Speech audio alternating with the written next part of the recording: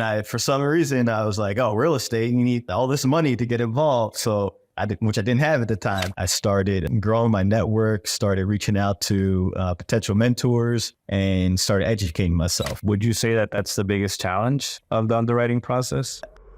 I say.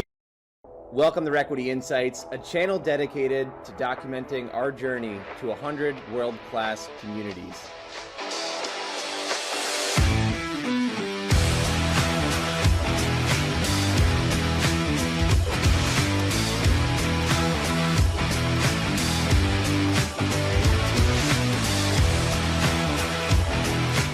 Welcome to today's episode of Requity Insights. I'm your host, Velez, and today I'm joined by my special guest, the head of acquisitions here at the Requity Group, Trecroce. Thanks, Troy, for joining us today. Yeah, thanks for having me. Yeah, absolutely. Today we're diving into the world of commercial real estate acquisitions. Often hailed as the engine that drives the real estate industry, acquisitions involves intricate analysis, thorough due diligence, and strategic financial modeling. The goal here, to effectively navigate through a sea of opportunities, identifying hidden gems and making informed decisions that align with investor objectives. So whether you're an experienced investor, an aspiring real estate professional, or simply curious about the nuances of commercial real estate, understanding the ins and outs of acquisitions is essential for achieving success in this dynamic field. Troy, could we begin by maybe providing the listeners a brief intro on who you are and how you got into the commercial real estate space? Sure, absolutely. So I enlisted in the Air Force in 2006, doing construction type jobs. I separated in 2010. Okay.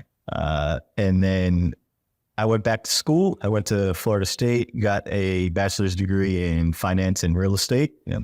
I knew I was more drawn to the numbers, more the black and white versus the subjective, like English or literature areas.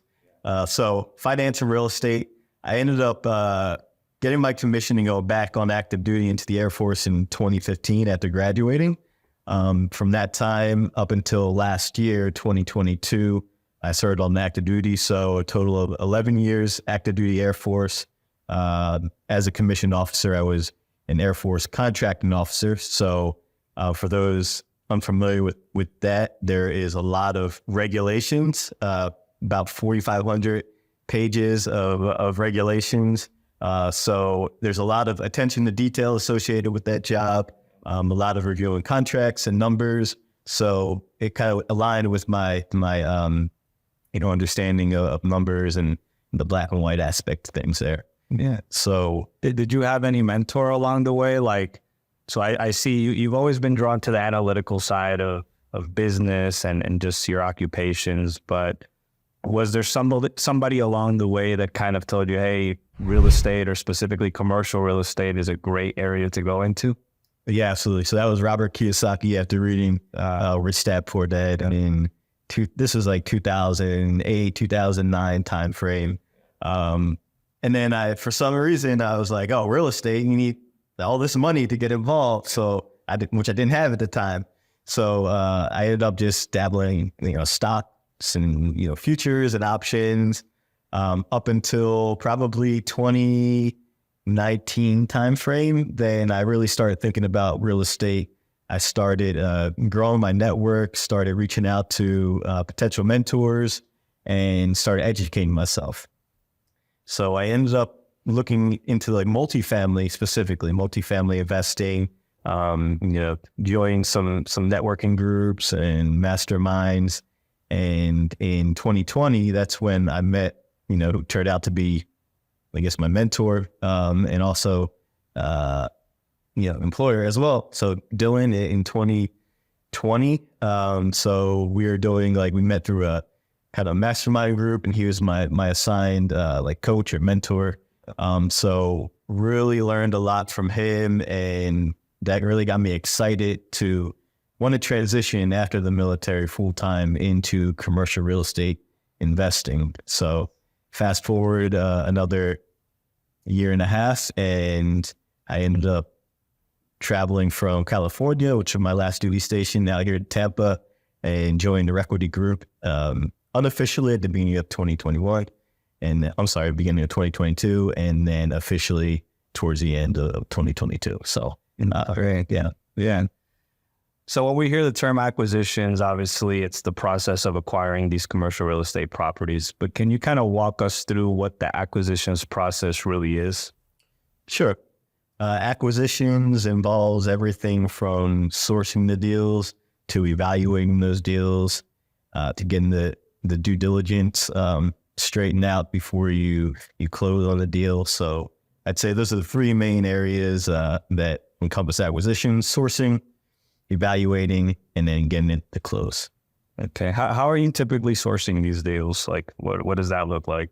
We have two separate routes that we go. So we have like the direct to seller route. So we have some cold callers on our team that are reaching out directly to owners.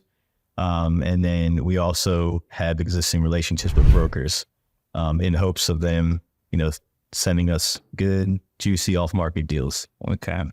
And kind of diving into that broker side of things. So building relationships with brokers is obviously a key part of being able to have a solid pipeline in this space. How do you build those relationships? How do they usually come about? And how do you become one of their preferred clients? Sure. Yeah. So I'd say through constant, consistent, transparent communication is probably the biggest thing to help, build and nurture these relationships. And when they have an understanding of your deal criteria, then, hopefully they start sending you deals that fit your buy box there.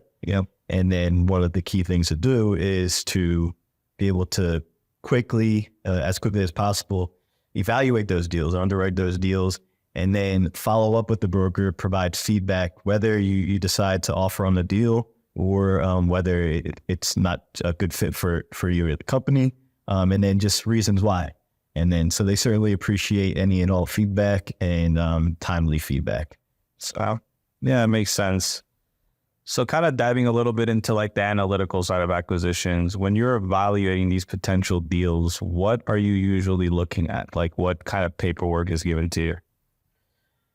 Yeah, this varies. So we would love to see a profit and loss statement or a trailing 12 months of financial performance on the property, any type of rent roll or occupancy report.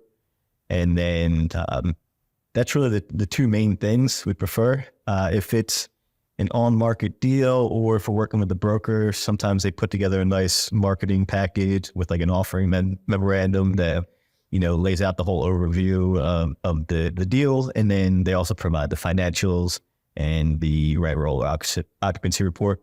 But then other times, say we're reaching out directly to a seller, maybe it's, an old school mom and pop who, they do their books on the back of a napkin.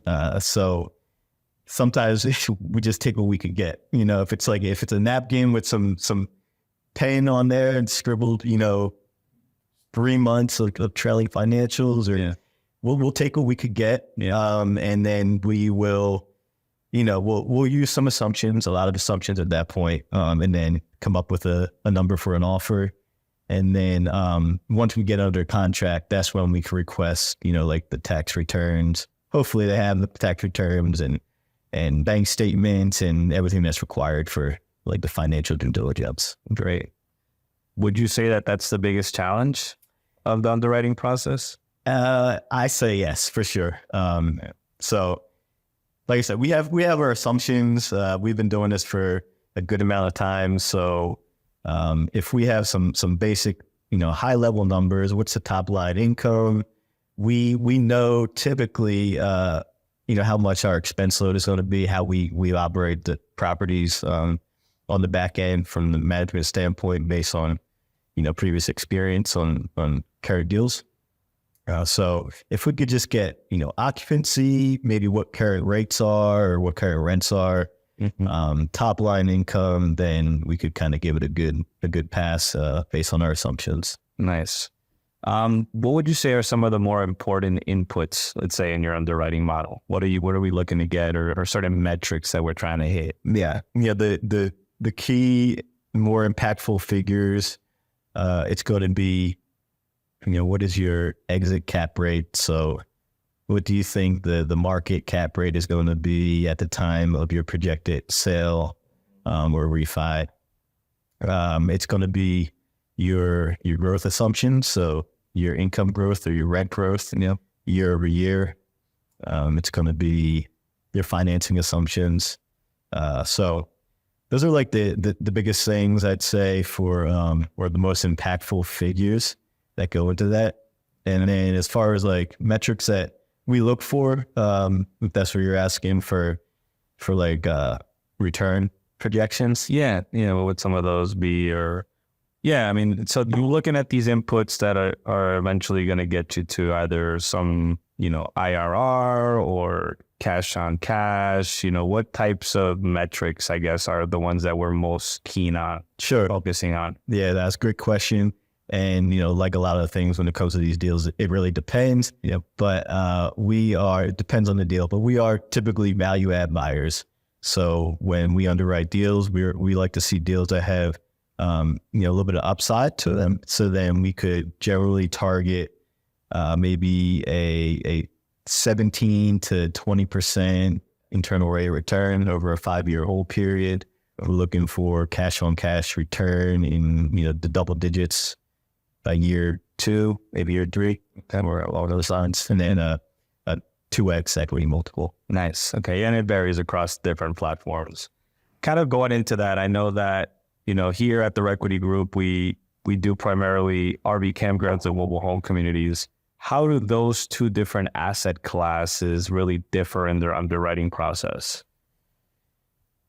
Yeah, that all depends as well, just because there are different ways that you could operate both mobile home parks and RV parks, based on how they're made up. So, for instance, mobile home parks, if it's a fully tenant owned, or all the lots are tenant owned, and then you just own the infrastructure and the property, the common areas, stuff like that, it's a little bit easier. So we'll underwrite a lower expense load for that, and then it's just a land lease. So it's a little bit easier to underwrite. If there are park-owned homes mixed in with tenant-owned homes, then it becomes a little more complicated. You got to, account for the home expenses that are based on the park-owned homes. And then if they're vacant lots, then even more complicated. You have to think about the infill and the expenses that come along with that, and the time frame associated with filling up those lots. And then on the other hand, with RV parks, it could very much act like a tenant-owned mobile home park if the majority of the RV park or RV campground is on annual site agreements or like some type of long-term agreement, to where they just pay rent for basically parking on the lot. However, a lot of RV parks and campgrounds, they have also like a short-term or transient component to it. So it's very much like a hospitality business, so very operationally intensive. And then it's a lot from an underwriting standpoint for like these short-term RV parks. You really have to have conviction with the occupancy and then the rates that you could get. And then you kind of have to, tweak the numbers to where you feel you could actually hit a realistic number as far as occupancy and rates. And then there's a lot of tweaking that goes on with these models. So a lot of different figures. And so it's complicated. I know I just said a lot, but no, I think that's great information. I mean, and also from the Requity Group perspective, most of these models, or at least these campgrounds that are being acquired, are still more heavy in favor of the long-term lease. Is that correct? Yeah, exactly. We prefer that model. So, ideally we like to have 70 to 80% of the campground on long-term site agreements or annual site agreements, while the other 30 to 20% are, short-term operating, similar to like short-term rentals, would provide higher income, but the occupancy is, not as certain, or you can't be as certain projecting the occupancy with the short-term versus the long-term. Not exactly. But we do like to have like a mix. So our base would be the long-term. We kind of have a better understanding of what occupancy is going to look like throughout the year. And then we could have the higher income potential with the short-term component. Exactly. You get to capture a little bit of the short-term revenue. Exactly. Yeah, that sounds great. I guess assuming that the deal passes our initial underwriting, what usually happens next? So are we doing an LOI? What would happen at that point? Yeah, exactly. That's what we do. We'd be ready to submit an offer at that point. Sometimes it could be as simple as a conversation with the broker or the seller, say verbal offer, say, here's our offer price and, terms, 30-day due diligence period, 30-day closing, something very simple like that. Or we, more often than not, we'll put in a letter of intent and send it through email with the same terms and offer price. Okay. Yeah, and then the step after LOI is what? Purchase sale agreement? Exactly. Yep. So assuming that both parties sign the letter of intent, then the attorneys for each side will start to, write up a contract for the purchase sale agreement, and then typically send it back and forth, several revisions. But that is the next step, get that purchase sale agreement squared away and then fully executed, signed by both parties. Gotcha. How many deals, Troy, would you say that you underwrite before you usually find one that works, or how does that typically look like? Well, that depends. Are we talking 2022 last year, or are we talking this year, 2023? But I'd say generally we're underwriting, say we underwrite 100 deals. Yeah, maybe we offer on 8 to 10 of those deals. And then maybe we'll get, one or two of those offers. Yeah. And then even at that point, if we go under contract, there's so much more that goes into it after you get that contract signed regarding the due diligence to see if it actually gets closed. So, okay. Yeah, it's a tedious process. I guess a question I have for you is, being an owner-operator that has assets in multiple states, how do you get comfortable with a new state or a new city? Like, what are you looking for there? Yeah, so we like to see if we're entering a new market. So existing markets, we know we have a good feel for the market, for the demographics, for their population and the migration. Yeah. But for new markets, we generally like to take a look at the local submarket. What type of median income is there? What's a typical home value? What are typical rents? What is the population? We like to invest in MSAs that are about 200,000 minimum or higher. Okay. And then also growing. So the population is increasing over the past few years as opposed to it's like the year-over-year growth and stuff like that. Exactly. Yeah. Okay. I think that's very helpful. I mean, I think overall, it's been a nice introduction to the acquisitions department, how it works. Do you have any tips or any last comments for anybody who's interested in acquisitions, or even for people who are just trying to break into the commercial real estate, how to go about the first steps in their acquisitions process? Yeah, from my standpoint, I'd say start by educating yourself and simultaneously networking. So really get familiar with the foundations and the basics of underwriting, commercial real estate deals and modeling them out, and get comfortable with that. But don't get into analysis paralysis, or, be able to get into the fine details of the underwriting while still keeping an eye on the bigger picture. So you got to go out and you got to talk to people. You talk to people with experience, you learn a whole ton from them, find a mentor.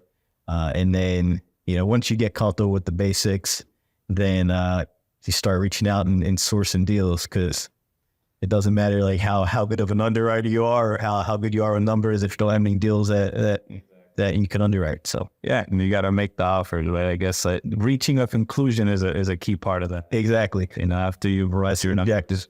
Yeah. Troy, thank you so much for sharing some of your expertise with us. That's all we have for today's episode of Requity Insights. We really hope you enjoyed this discussion on the ins and outs of commercial real estate acquisitions. Stay tuned next week for some more valuable content from our team here at the Requity Group. If you have any questions, comments, or suggestions, please feel free to reach out to us. And as always, if you enjoyed the content, please like, share, and subscribe. See you next time. Thanks for tuning in to another episode of Requity Insights, hosted by our team at the Requity Group. You can find recordings of all shows along with our opt-in form to set up a call and view future investment offerings on our company website, therequitygroup.com, also listed in the show notes.